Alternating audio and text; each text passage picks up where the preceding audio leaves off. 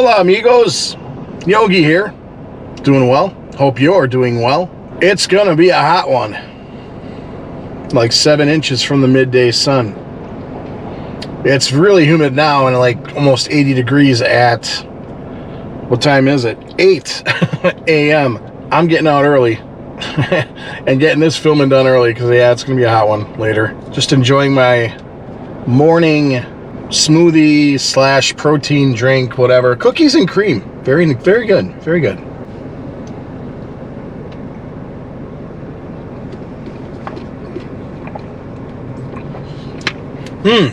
That hits the spot. So join me for this little road trip, fellow road trippers. Don't forget to like, share, subscribe, comment. Those are all free to do.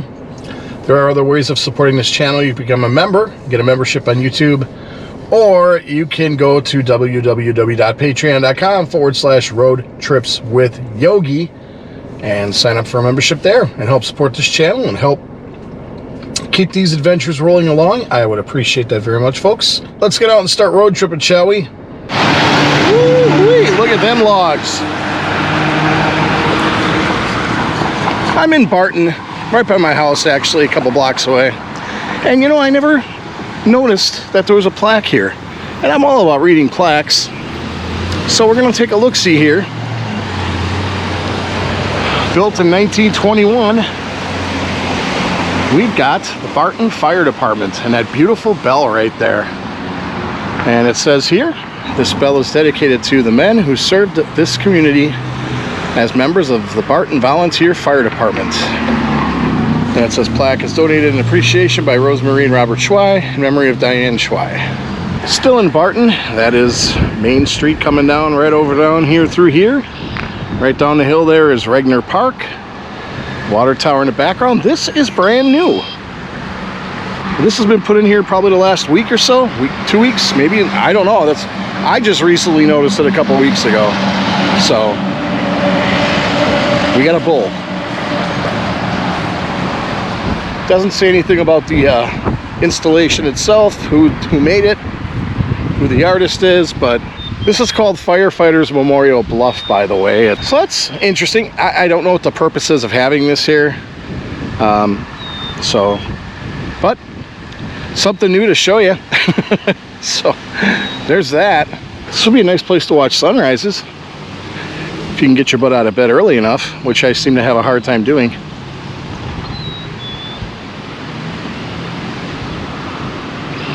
During the winter, I've seen people snowmobiling on here or motorcycle racing, but I've never seen boats in here during the summer or anything. I don't know if it's not allowed.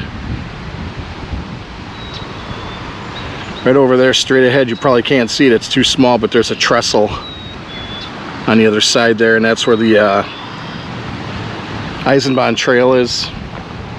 Say, folks, don't know where to go to buy that next Army vehicle? Look no further than Oshkosh Equipment Sales, LLC. Yep, you can buy that. Don't know how much, but you can buy that apparently.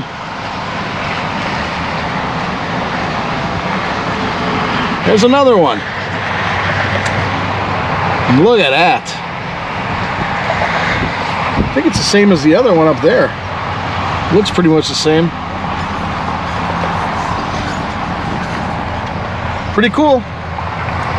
Just imagine how much they'd want for one of these.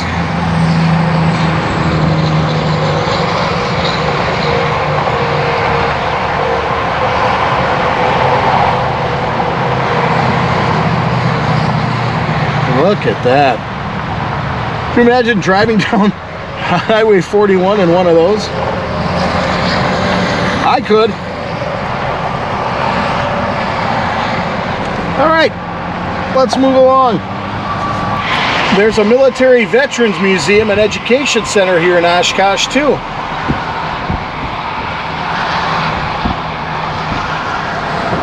But unfortunately, it's only open Friday through Sunday. There it is right there. It's too bad. I mean, I would have checked that out. There's a couple trucks back there, some Army vehicles back there as well. Coming up here on the right is Whitman Airfield. and the EAA Museum. I have done episodes of the EAA Museum. They're very early in my playlist, probably 2020. But in a couple months, this will be the world's busiest airport for a week due to all the flights coming in and out. It's a real neat museum. And there's hangars out here. Actually, a scene from Public Enemies with Johnny Depp was filmed there at that airstrip.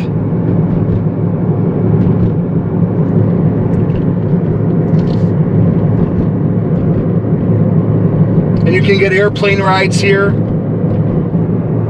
There's another airstrip there. We are entering Omro. Population 3,652. They got a Piggly Wiggly, or Kickly, as Em would say. Gas, $3.14 a gallon. Even though I just passed a Quick Trip on the right side of the street about 3 blocks back that was at $3.29. And we're going to check out Omro. Tell you the demographics, see if there's any notable people. Let's find the downtown area and find a place to park.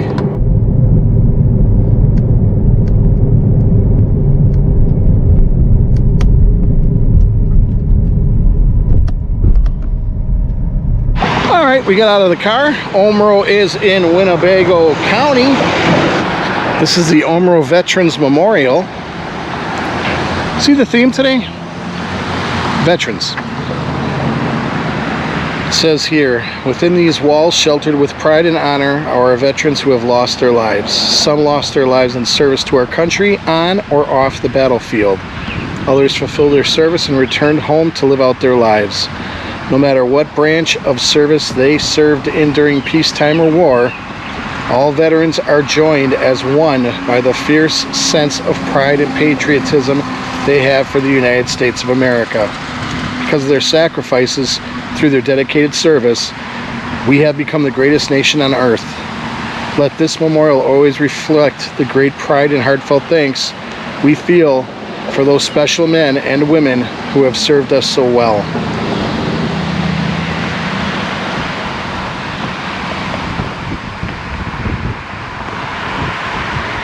Then you got the benches here. Say, for those who served, forever remembered. Oh, how our hearts ache now that you are gone. You have unselfishly risked all of your hopes and dreams so your loved ones may live out theirs. Your courage and patriotism have ensured that all citizens of our great nation can forever enjoy their freedoms. May God forever hold you close, shower you in His love, and give you peace. I'm assuming these walls here are people who have served from the area. And then this wall here has the names of those. These brave Americans lost their lives protecting our freedom, liberty, and way of life. They have the logos, the seals, United States Air Force, United States Navy, United States Army, United States Coast Guard, United States Marine Corps. You know, I've said this many a time, but I'm going to say it again. Thank you for your service. Anybody who watches this video who is currently or has been a veteran. My father served in World War II, and I just want to say thank you again. We have an official marker from Wisconsin. Located along one of Wisconsin's first transportation and communication routes, the community of Omro developed quickly on the Fox River. So that's where we are, the Fox River. I was wondering if this was the Fox River or not, and it is. French fur trader and blacksmith Charles Omro had a trading post here and gave his name to the future city. Founded in 1842, Omro grew from a village in 1849 to a commercial center in 1857. By 1880, Omro was a stop on the railroad line and home to county fairgrounds, several mills, glass factory, carriage factories, and had more than 2,000 residents. They got a neat little canal here that goes over it. Ooh, very steep to walk up. Woo!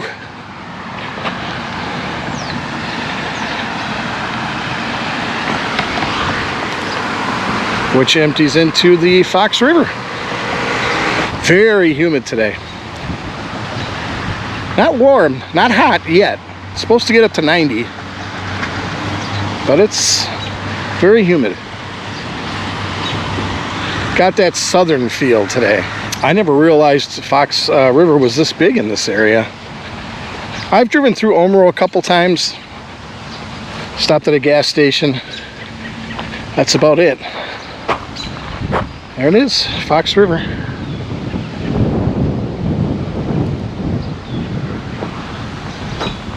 Got a boat landing over there. All right, let's check out and see what else Omro has to offer. I guess these are called the Cottonwood condominiums now. There's a plaque on there and we're gonna read that as soon as I can get across the street. Oh, this was the Omro Woolen Mill, 1874 to 75. This large, massively built cream brick building, industrial building, was built to house a woolen mill, but due to financial panic, the machinery was never installed. The mill stayed vacant until the mid-1880s, when it housed the Thompson and Company Carriage Works, one of Omro's largest manufacturing firms. Afterwards, it housed the Omro Felt Works, the Omro branch of the North American Hosiery Company, and other enterprises. In 1928, the building was purchased by George Daggett to house his wholesale feed and produce business. Daggett's firm and those of his descendants continued to use the building until the late 1970s, and it is still generally known as Daggett's Mill. In 1987, the eastern portion of the building was removed and the mill was renovated and converted into apartments. Wow.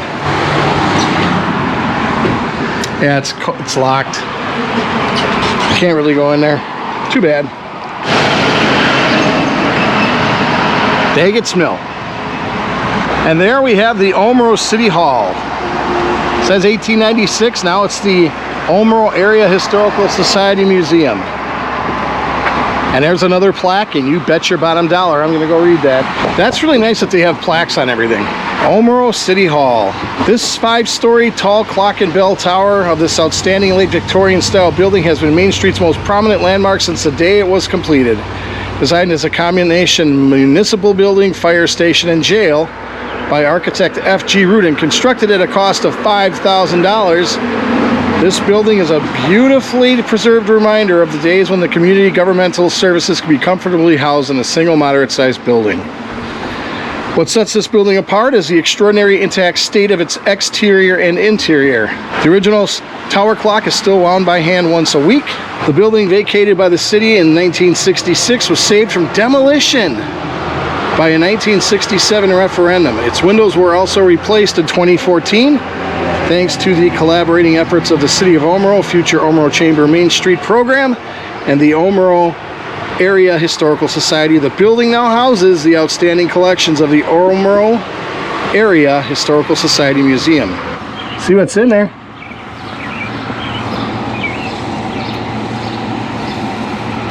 Pretty interesting.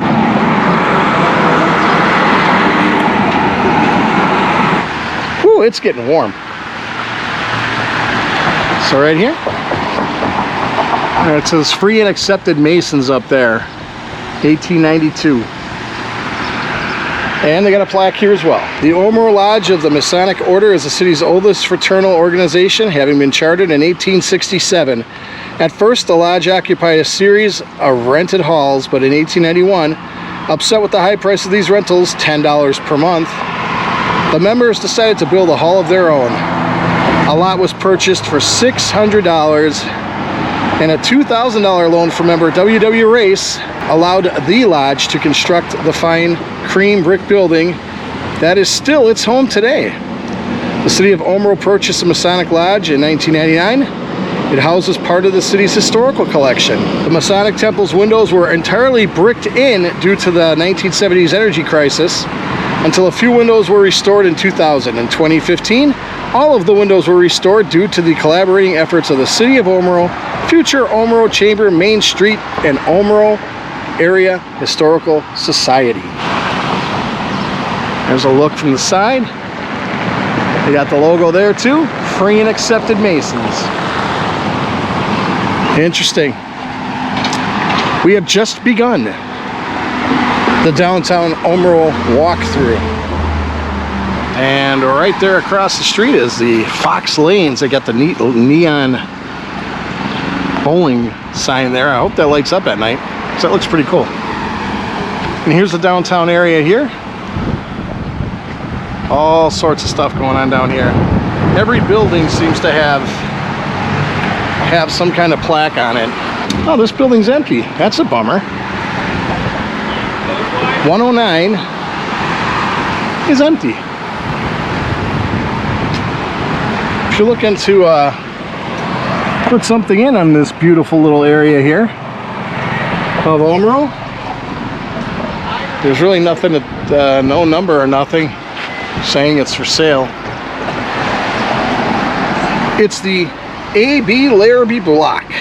This one-story double-store building was built in the same year as the two-story Oddfellows building next door. Except for lacking a second story, everything else, including the materials used, is essentially the same, including the tall, corbelled cream brick cornice that crowns the facade and the cast iron posts that enframe the two storefronts. The building is located within the Omro Downtown Historic District. By 1884, A.B. Biggie, I don't know, B-I-G-E. Larrabee was a major figure in the business life of Omro. Larrabee had earlier run its first Larrabee House Hotel located where the Masonic Temple is now. Oh, okay. And he was running the Northwestern Hotel under the same name when he built this building at 107 Main to replace one destroyed by fire earlier in 1894. Now that's what this building used to look like back in the day. Apparently this building here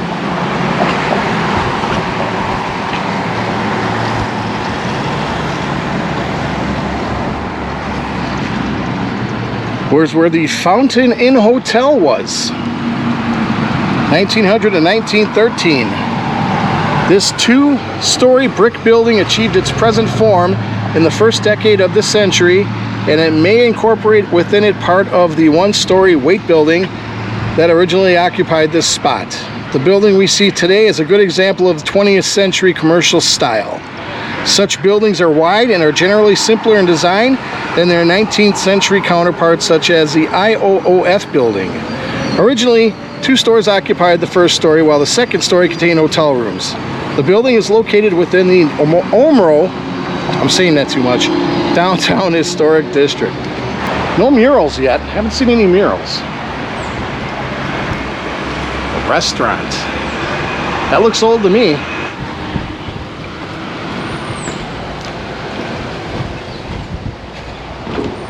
Ooh, a little rickety. And here again is the Fox River to the east and the Fox River to the west. There's downtown Omro. A couple more buildings down on that side. I'm not going to hit every single building in town, folks. This one here is the Nathaniel Frank building. It is now, I don't know if it's still a restaurant or not. Nope, it is not. It looks like there's plaster and stuff falling down. It says best Mexican food in Omro. Not anymore. This is the Nathaniel Frank building, 1881. This excellent Italianate style cream brick commercial building replaced a two-story frame building built by Frank in 1857, which was destroyed by fire early in 1881. The first story originally contained two stores, a combination grocery/boots and a shoe store in the corner space, and an adjacent millinery store. The taller second story was given over entirely to a large meeting hall known as Frank's Hall. The building is in the Omro Downtown Historic District. Squire, in parentheses, Nathaniel Frank, was one of Omro's early pioneers. Having arrived by steamer in 1850, Frank was responsible for dredging out the south channel of the river with a team of oxen, which he then spanned with the village's first bridge. Together with Chauncey Bigelow, good old Chauncey Bigelow, He was also responsible for starting Omro's first store in a building just north of this one. They now have Taco Tuesday, except they don't because they're closed. Which is a shame, actually, in my opinion. This building is empty as well. It's the W Race building. The WW Race building. The WW Race building. Built a decade before its neighbor to the west, this is the most elaborate of Omro's several fine Italian-style commercial buildings. The arcaded second-story windows bring an especially fine feature. WW Race ran a hardware business in the West store for many years, while the East store was the first occupied by Demon Brothers Boot and Shoe Store. A few years later, this space was occupied by a drugstore, and drugstores have occupied it continuously since then. Except now. The most well-known pharmacist at this location was Clayton W. Stearns, who in 1933 allowed the first Omro library to be placed in his store. The library started as a shelf with books, and later a back room was utilized to house his growing collection. The building is located within the Omro Historic District. All right, we got this little one too from 1927. The Anton Bang Meat Market. One of Main Street's more modest resources in this small concrete block building, which Anton Bang built in 1927 to house his meat market. Bang operated this business until he retired in 1936. It was then succeeded by others and by a restaurant that occupied the building for many years. This building is located within the Omro Historic District. Intact buildings such as this one, while not of the highest importance individually, are still of value and what they could teach us about the past. This intact historic streetscapes in small cities such as Omro, typically a mix of large and small, the elaborate and the simple, and the old and the not so old. Such diversity is valuable and needs to be respected. I respect you, building. I respect you, Omega Brewing Experience. All right, on Main and Webster in Omro, we have this. Hey, where's the hi-hats? Nice guitar. I see the microphone, but I don't see two turntables. And a Booker T. Is that like a Booker T copy? I don't know. There's a mural over there, but it's too hot. I ain't walking there. And there's a mural right there. The Day and Phillips Building. 100 West Main. This building was built by Fred Day and Monroe Phillips to replace one that was lost to a fire that destroyed the whole south side of this block in the late 1880s. The earliest known occupants of this three-store buildings were Day and Larrabee, who ran a dry goods store in the front portion and a meat market that occupied the rear store. The building's best known occupant, however, was James Sharp, a well-known Civil War veteran who ran a dry goods store here for many years and was known as Peanut Sharp because of the peanuts he gave the city children. And that's what it used to look like back in the day. And now, unfortunately, I think it's another empty building. I could be wrong. Maybe not. I don't know. I see a microphone on a stand right there. I don't know what this is. So again, here's your downtown area.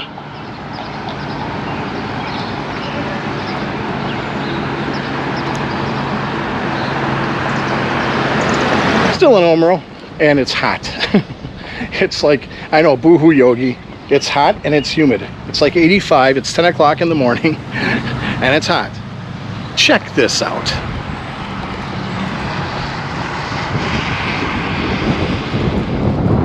The Omro Wedding Chapel. That is like, it's almost reminding me of da-da-da-da. Kind of creepy looking in a way.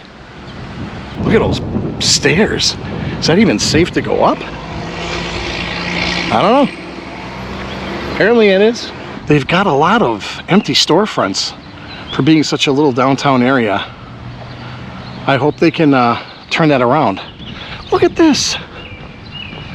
Little trolley back here. This would be perfect for the Appleton Haunted History and Mystery Tour.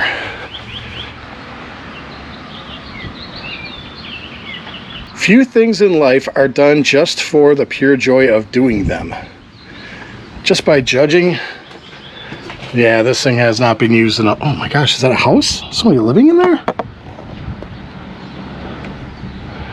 Whoops. That might have been a...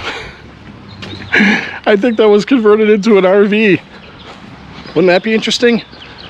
Putting your camera in the window of that and seeing some couple shagging? Oh boy. Not YouTube friendly at all. I would get in trouble for that one. There's a sign right there. It says Wojo's Farm. Fresh butt nuggets. So if you want to get some butt nuggets when you're in the Omro area, come to Wojo's Farm. Oh, that water looks so inviting on a day like today. Part of me wants to pull over and just jump in the jump in the lake or bog, whatever it is. It's 91 right now and humid, and it's not even noon. Yeah, it's a hot one.